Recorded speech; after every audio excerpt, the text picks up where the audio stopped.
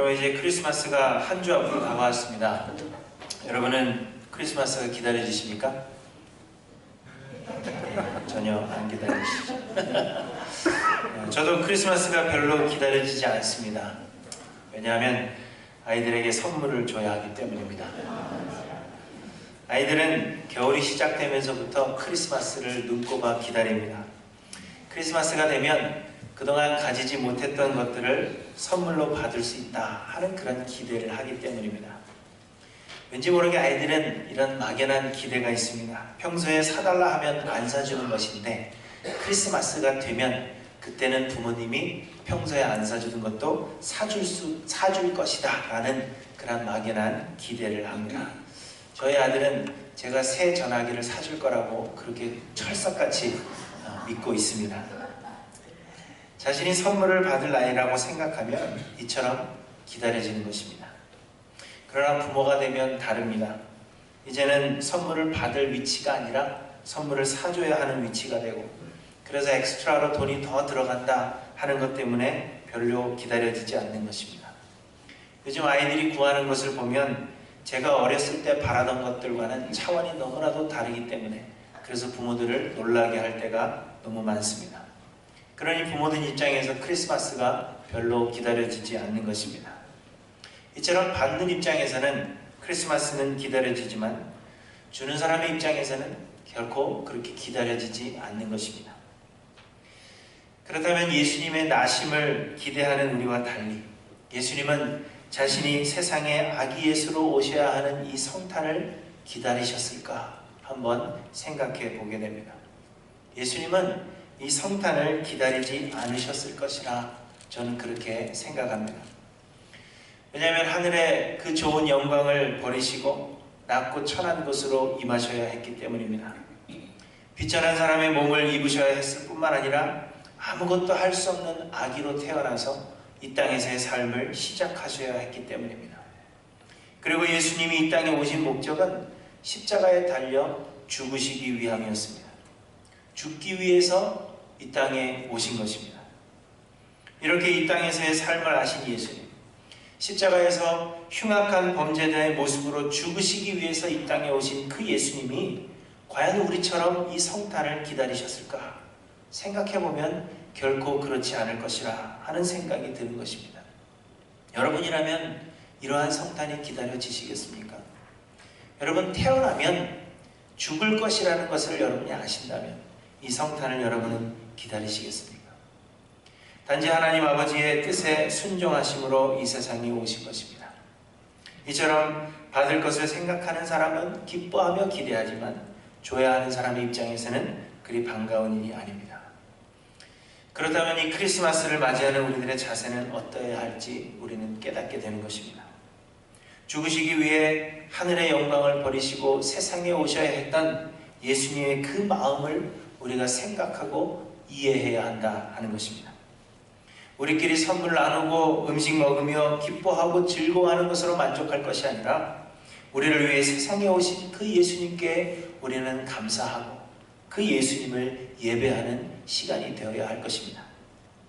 영혼을 구원하시고자 죽으시기 위한 목적으로 세상에 오신 예수님을 우리도 본받아서 우리도 한 영혼을 그리스도께로 인도하기 위하여 날마다 죽는 자의 심정으로 하루를 살겠노라는 그러한 우리의 삶의 목적을 새롭게 다지는 그러한 시간이 되어야 할 것입니다. 이 세상에서 크리스마스의 의미는 점점 더 퇴색해져 가고 이제는 성탄의 주인공이신 예수 그리스도가 완전히 사라져버린 그러한 시대를 우리는 살아가고 있습니다. 며칠 전에 인디아나 주에서 어떤 사람이 이 크리스마스 트리에 십자가를 달지 못하도록 하는 그러한 소송을 걸었습니다. 그런데 그 소송에서 이 사람이 승리하여서 이제 공공장소의 모든 크리스마스 트리에서는 십자가를 철거해야 한다 하는 그러한 결론을 내렸습니다. 성탄의 참된 의미가 사라져버린 것입니다. 그러나 이러한 소식보다도 더 안타까운 것은 예수를 그리스도로 믿는다는 우리들조차도 이 성탄의 참된 의미를 잃어버렸다 하는 것입니다. 성탄 장식으로 십자가를 걸고 해피 하버데이가 아닌 메리 크리스마스를 마음껏 외칠 수 있다고 해서 성탄의 의미가 회복되고 예수님께서 기뻐하시는 것은 결코 아닐 것입니다. 세상이 예수 그리스도를 미워하여서 이 공공장소에서 예수님의 그 흔적을 지우려 한다는 것은 지극히 당연한 것입니다. 세상이 예수를 싫어하기 때문에, 세상은 죄가 가득한 곳이기 때문에 이 세상에서 예수님의 흔적을 지우려고 하는 것은 너무나도 당연한 것입니다. 그러나 세상이 공공장소에서 이 예수의 흔적을 지우려 한다고 해도 우리의 마음, 우리의 삶 속에서만큼은 그 흔적이 지워지지 않도록 해야 할 것이라 하는 것입니다. 우리가 힘써야 할 것은 우리 믿는 자들 안에서만이라도 이 참 성탄의 의미를 회복하는 것입니다. 세상의 그 의미를 다 잃어버린다 할지라도 적어도 우리들 가운데 안에서는, 우리 믿는 자들의 삶 속에서는 그 성탄의 의미를 잃어버리지 말아야 할 것입니다. 그러나 우리는 내 마음속에서 예수의 흔적이 지워져 가고 있는데도 불구하고 공공장소에서 예수의 흔적이 남아있기를 바라고 그것을 보는 것만으로 우리 신앙의 만족을 느끼고 있지 않은지 우리를 돌아보아야 합니다. 너희는 나를 누구라 하느냐 하는 예수님의 질문에 주는 그리스도시요 살아계신 하나님의 아들이시니이다 하는 이 베드로의 훌륭한 대답을 들으신 예수님은 이제는 때가 되었다 그렇게 생각하셔서 예수님의 죽음에 대해서 말씀하셨습니다. 온 인류의 죄를 짊어지고 십자가를 지실 것에 대해서 힘겹게 이 제자들에게 말씀하셨는데, 그러나 제자들은 이스라엘의 정치적인 독립을 생각하여 그 누가 더 높은 자리를 차지할 것인가 하는 그 생각에 빠져 있었습니다. 예수님은 십자가를 지실 것을 이야기하는데 제자들은 이스라엘이 그때에는 회복되어져서 내가 그때에는 어떤 자리를 차지할까 하는 것에 관심이 있었다는 것입니다. 여러분, 그러할 때 예수님의 마음이 얼마나 아프셨을까 생각하게 됩니다. 십자가에 달려 죽으시는 그날 밤에 심히 고민하여 죽을 것 같은 심정으로 겟세마네 동산에서 기도하시는데 제자들은 깊은 잠에 취해 있었습니다. 자기들을 위해 십자가를 지고 죽으시는 날 그 밤에 아무 생각 없이 잠을 자고 있는 이 제자들을 보시면서 예수님의 마음이 얼마나 아프셨을까 생각하게 됩니다. 그렇다면 하늘의 영광을 버리시고 낮고 천한 곳에 죽으시기 위해서 오셔야 했던 이날에 우리가 주의 은혜에 대한 감사함이나 우리의 삶에 대한 어떠한 결단도 없이 그저 먹고 마시고 즐긴다면 예수님의 마음은 얼마나 아프실까 하는 것을 생각하게 됩니다. 여러분, 예수님의 나심은 우리 편에서는 기쁘고 즐거운 일이었지만 예수님 편에서는 그리 달가운 일이 아니었습니다. 바라기는 이번 성탄은 우리의 입장에서가 아닌 예수 그리스도의 그 편에서 성탄의 의미를 생각해보고 예수님의 나심의 목적을 우리의 삶을 통하여 이어나가겠노라 그렇게 결단하시는 귀한 시간이 되시기를 바랍니다. 오늘 본문은 우리의 죄를 대신하여 죽으시기 위해서 이 땅에 오신 예수님께서 그 목적을 이루시기 위해서 어떤 삶을 사셨는가 하는 것을 우리에게 몇 가지로 보여주십니다. 첫째로 예수님은 갈릴리로 가셨습니다. 옛말에 사람은 서울로 보내고 말은 제주도로 보낸다 하는 말이 있습니다.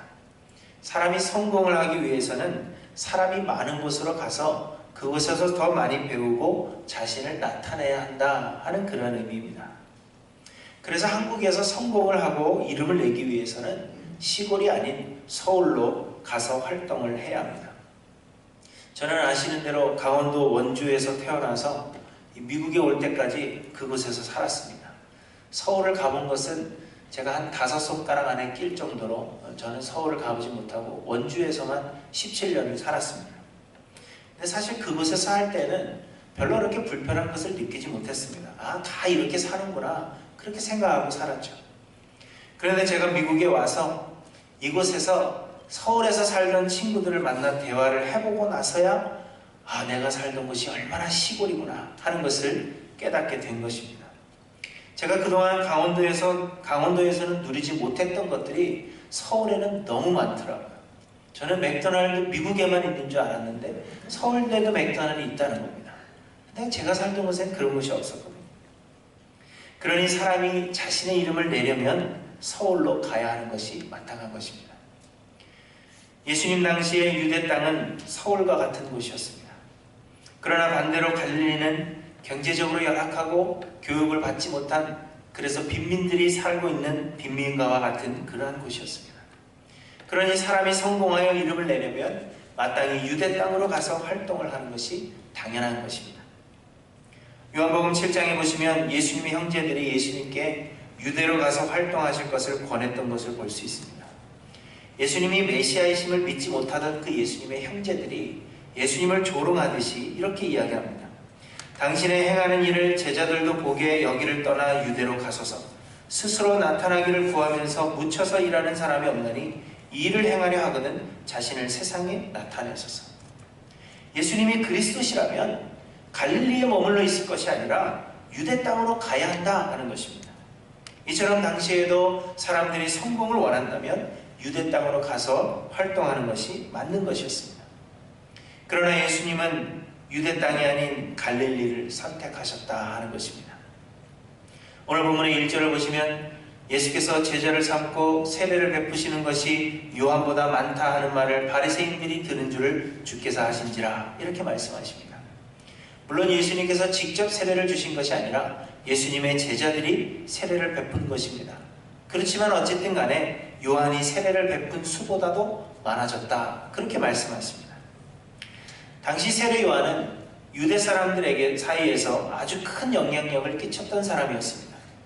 유대인들은 이 세례 요한을 엘리야와 같은 큰 선지자, 그리고 예언서에 마지막으로 예언된, 마지막으로 약속된 선지자, 혹은 이 세례 요한을 그리스도로 여길 정도로 세례 요한은 유명한 사람이었습니다. 예수님이 승천하신 뒤에 사도들이 복음을 전할 때에도 아볼로와 같이 요한의 세례만 알던 사람들이 있었습니다. 요한의 세례를 알던 사람들이 곳곳에 있었다 하는 것을 보아서 그만큼 이 세례 요한의 영향력이 얼마나 컸는가 하는 것을 말해주는 것입니다. 유대의 왕 헤롯 역시 자신에게 우호적이지 않은 이 세례 요한을 그의 인기 때문에 어찌할 수 없었다 우리에게 말씀하실 정도로 세례 요한의 영향력은 굉장히 컸습니다. 그런데 예수님께서 세례를 베푼 것이 이 요한보다 많아졌다 하는 것은 사람들 사이에서 예수님의 인기가 얼마나 높아졌는가 하는 것을 말씀해 주시는 것입니다. 인간적으로 볼 때에는 성공의 문 앞에 예수님은 이미 와 계시는 것입니다. 그렇다면 일반적으로 예수님께서는 유대 땅에서 활동하시는 것이 올바른 선택으로 여겨집니다. 사람들을 선동하여서 가자 하고 사람들을 선동하여 로마를 뒤엎자 라고 말씀하시면 충분히 그렇게 할 수 있는 힘을 예수님은 이미 가지셨다는 겁니다. 그러나 예수님은 유대를 떠나 다시 갈릴리로 가셨다. 오늘 본문이 우리에게 말씀하십니다. 왜냐하면 예수님의 오심은 세상에서의 성공이나 세상의 이름을 내려오신 것이 아니라 영혼을 구원하러 오셨기 때문입니다. 예수님은 내가 의인을 부르러 온 것이 아니라 죄인을 부르러 왔다. 그렇게 우리에게 말씀하십니다. 그리고 복음을 전하는 것은 그저 많은 사람들 앞에서 복음을 설파하는 것으로 되지 않기 때문입니다. 복음은 복음이 필요한 사람들과 함께하며 그들의 필요를 채워주며 삶으로 그 복음을 직접 보여주어 체험하게 함으로 복음이 전해지는 것이기 때문입니다. 복음의 전파는 단지 머리의 지식을 전하는 것이 아니라 새로운 생명으로의, 새로운 삶으로의 변화를 위한 것이기 때문입니다. 그러므로 복음 전파는 선한 이웃이 되어 주어야 하기 때문입니다. 그래서 예수님은 어려움 가운데 있는 자들에게 이 선한 이웃이 되어 주시기 위해 갈릴리를 선택하신 것입니다. 세상에서 이름을 내고 사람들의 소원하는 대로 이스라엘을 정치적으로 회복하시는 것을 목적으로 오셨다면 유대 땅으로 가시는 것이 옳겠지만 영혼을 구원하시기 위해 오신 예수님은 예수님의 도움을 필요로 하는 자들을 찾아서 갈릴리로 돌아가셨다. 우리에게 말씀하고 있는 것입니다. 예수님은 성공하실 수 있는 곳이 아닌 복음이 필요한 것을 찾아가신 것입니다. 사랑하는 성도 여러분, 여러분은 어디로 목표를 삼고 살아가십니까? 무엇을 목표로 여러분은 살아가십니까? 성공을 위해 더 높은 곳, 더 좋은 것을 목표 삼아서 우리는 그것을 이루기 위해 살아가고 있지는 않은지 우리를 돌아봐야 합니다. 복음의 전파와 영혼의 구원을 목표로 우리가 향해야 할 곳이 과연 어디인가 깊이 고민해 보시는 성탄의 계절이 되시기를 바랍니다. 예수님께서 유대를 떠나 갈릴리로 내려가셨던 그것을 여러분 기억하셔서 이번 성탄절은 우리의 목표를 새롭게 하고 예수님처럼 갈릴리로 내려갈 수 있는 우리 모두가 되기를 소망합니다. 둘째로 예수님은 사마리아를 지나가셨습니다. 오늘 본문의 3절과 4절을 보시면 유대를 떠나사 다시 갈릴리로 가실새 사마리아를 통과하여야 하겠는지라 이렇게 말씀하십니다. 사마리아인들은 이스라엘 백성들 사이에서 이방인들보다 못한 개처럼 취급을 받았습니다. 그 이유는 이 사마리아인들은 정통 이스라엘의 혈통이 아닌 혼혈 민족이었기 때문이었습니다. 이스라엘이 아수르에 의해서 멸망한 뒤에 이 아수르는 자신들이 정복한 민족들의 그 단결력을 약화시키기 위해서 민족 혼합 정책을 폈습니다. 우리나라가 다른 나라들보다 더 단결력이 뛰어나고 또 애국심이 뛰어난 것처럼 그렇게 보이는 것은 우리가 단일 민족, 한 형제요, 한 자매라 하는 그런 생각이 우리에게 있기 때문입니다. 그래서 아수르는 이 단일 민족이라 하는 그 개념을 깨서 단결력을 약화시키려 했던 것입니다. 그래서 당시 이스라엘의 수도였던 사마리아에 수많은 민족들을 이주시켰는데 그로 인해서 그곳에 남아있던 사마리아 사람들은 이스라엘의 이 순수 혈통을 잃어버리고 혼혈 민족이 되어버린 것입니다. 그래서 유대인들은 이 사마리아인들을 개처럼 그렇게 취급했던 것입니다. 그리고 유대인들은 사마리아인들을 상종하지 않았습니다. 함께 교제하지 않는 것은 물론이고 함께 밥을 먹지 않는 것은 물론이고 말조차 걸지 않았던 것입니다. 그리고 유대에서 갈릴리로 여행할 때에는 사마리아를 통과하는 가까운 길이 있음에도 불구하고 이 사마리아를 우회하는 돌아가는 그런 길을 택했던 것입니다. 오늘 본문에서도 예수님께서 사마리아 여인에게 내가 물을 좀 달라 그렇게 하시자 이 여인이 다시 묻습니다. 당신은 유대인으로서 어찌하여 사마리아 여자인 나에게 물을 달라 하나이까? 있을 수 없는 그러한 일이라 하는 것입니다. 그런데 오늘 본문에서 예수님은 사마리아를 통과하여야 하겠는지라 이렇게 말씀하십니다. 이 말씀 속에는 예수님께서 의도적으로 사마리아를 통과하는 그 길을 택하셨다 하는 것을 우리에게 말씀해 주신 것입니다. 어쩔 수 없이 사마리아를 가셨다 하는 것이 아니라 어쩔 수 없이 그 길을 통과하셨다 하는 것이 아니라 예수님께서 의도적으로 남들이 가지 않는 그 길, 심지어는 암묵적으로 금지되어 있는 그 길을 예수님께서 친히 선택하셨다는 것입니다. 그 이유는 한 영혼을 귀히 여기시는 마음, 곧 우물가에서 만날 이 사마리아 여인을 생각하셨기 때문입니다.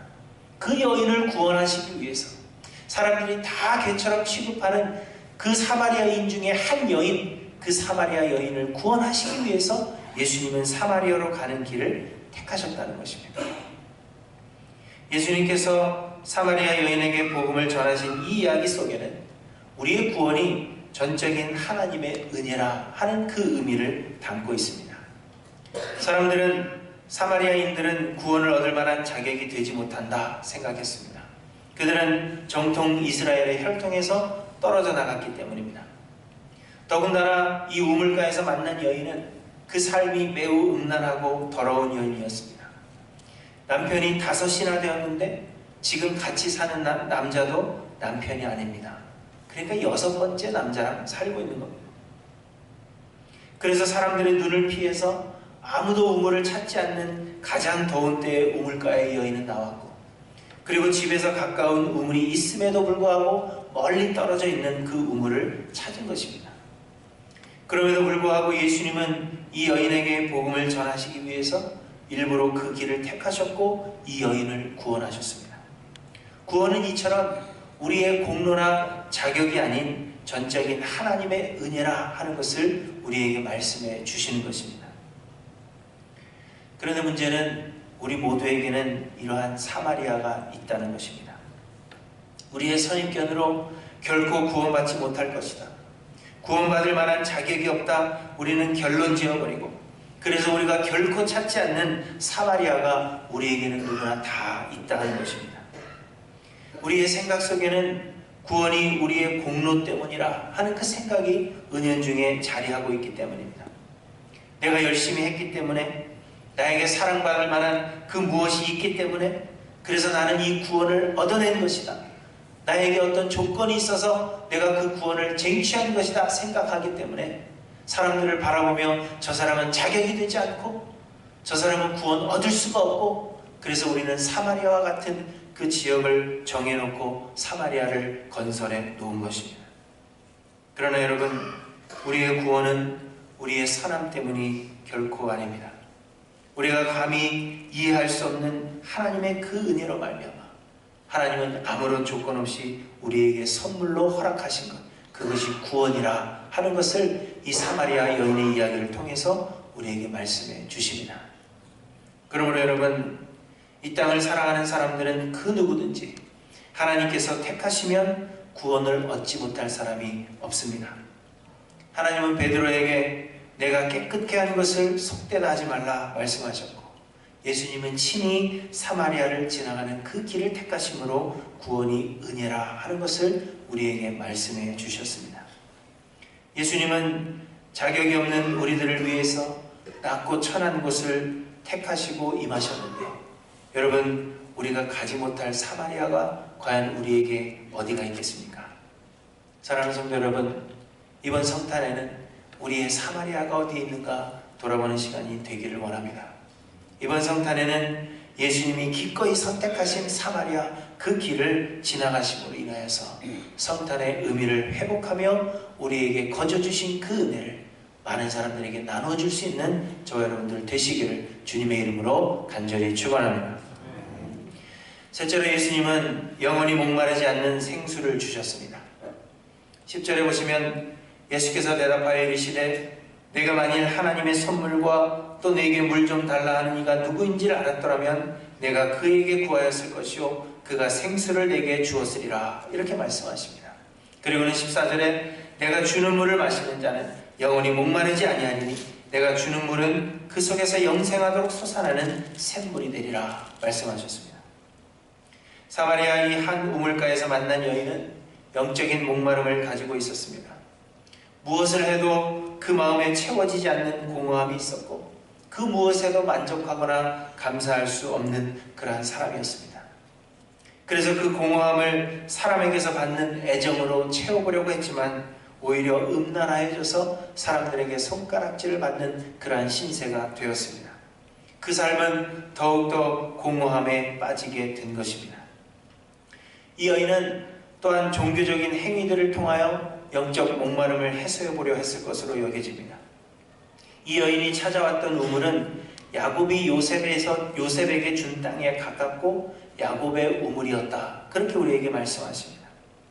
사마리아 사람들은 비록 유대인들에게 사람 취급을 받지 못한다 할지라도 야곱이 요셉에게 준 그 땅과 야곱의 우물이 있다 하는 것으로 영적 자부심을 가지려고 했습니다. 이 여인 역시 이 야곱의 우물에서 물을 깃는 것으로 어떻게 해서든지 하나님과의 그 연결의 끈을 놓지 않으려고 했던 것을 우리에게 말씀해 주십니다. 그러나 그 무엇도 이 여인의 영적인 그 목마름을 해소해 줄 수는 없었습니다.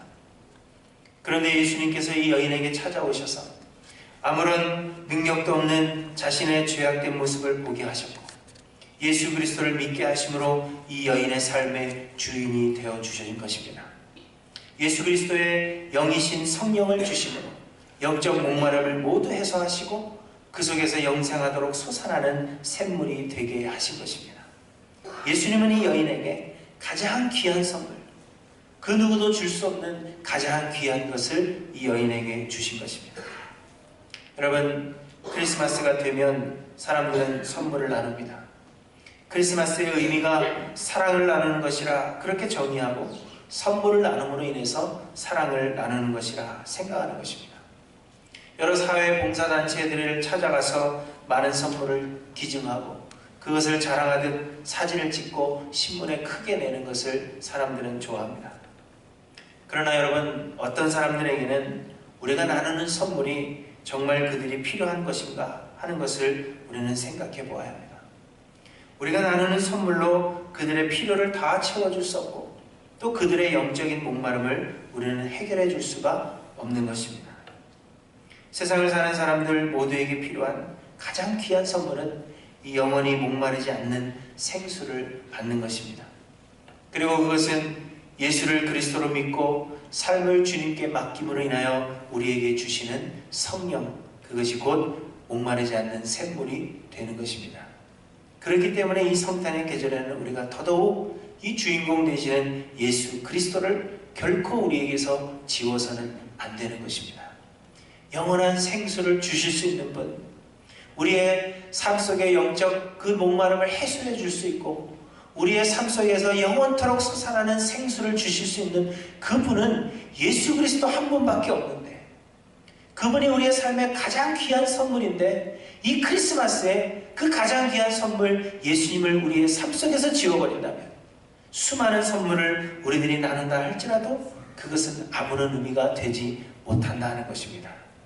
그래서 세상에서 예수 그리스도의 흔적이 다 지워져 간다 할지라도 예수를 믿는 우리들의 삶 속에서만큼은, 이 성탄을 맞이하며 기뻐하며 사랑을 나누고자 소망하는 우리들의 이 심령 속에서만큼은 이 예수 그리스도를 결코 지워서는 안 된다는 것입니다. 여러분, 예수님이 이 성탄의 주인공이 되셔야 한다 하는 것입니다. 여러분은 어떤 선물을 나누려 하십니까? 많은 좋은 것들을 다 나누는 가운데 이 예수 그리스도의 은혜와 사랑을 우리가 나누지 않는다면, 우리의 삶 속에서 이 예수 그리스도의 흔적이 지워져 가고 있다면, 그러면 그 많은 선물에도 불구하고 모든 것이 헛된 것이 되고 만다 하는 이 사실을 여러분 기억하시기를 바랍니다. 성전 미문에 앉아 구걸하던 안진뱅이에게 베드로와 요한은 가장 귀한 선물 예수 그리스도의 능력의 이름을 선물했습니다. 우리에게는 금과 은이 없을지라도 이미 우리에게 허락하여 주신 가장 능력 있는 이름 예수 그리스도를 우리에게 이미 주셨습니다. 다 받으셨죠? 그렇다면 우리가 다른 어떤 좋은 것은 선물할 수 없을지라도 우리 안에 살아 역사하고 계시는 예수 그리스도의 그 이름, 성령의 그 은혜를 세상 많은 사람들에게 선물하시는 저 여러분들이 되시기를 바랍니다. 말씀을 정리합니다. 예수님은 목적을 가지고 이 땅에 오셨습니다. 비록 그 길이 기쁘고 즐거운 길이 아니었을지라도 하나님 아버지께 순종하는 마음으로 이 세상에 오셨으며 세상에 오신 그 목적을 이루시기 위해 살아가셨습니다. 갈릴리로 가셨으며 사마리아를 지나가셨으며 영원히 목마르지 않는 생수를 선물하셨습니다. 우리가 예수님의 이런 나심을 이해한다면 우리들 또한 그의 나심과 그의 삶을 기억하여 그 삶을 따라감으로 우리는 성탄을 축하하고 감사할 수 있을 것입니다. 사랑하는 성도 여러분, 우리도 유대를 떠나 갈릴리로 내려가십시다. 사마리아를 통과하여서 우리에게 주신 가장 귀한 이름 예수 그리스도를 전하기를 소망하시는 저 여러분들이 되시기를 바랍니다. 성탄의 참된 의미가 점점 잊혀져 가고, 그래서 예수 그리스도의 마음을 아프게 하는 이 시대에 성탄의 참 의미를 우리가 지켜서 하나님의 기쁨이 되시는 하일랜드 교회 모든 성도님들 되시기를 주님의 이름으로 간절히 축원합니다. 기도하십니다.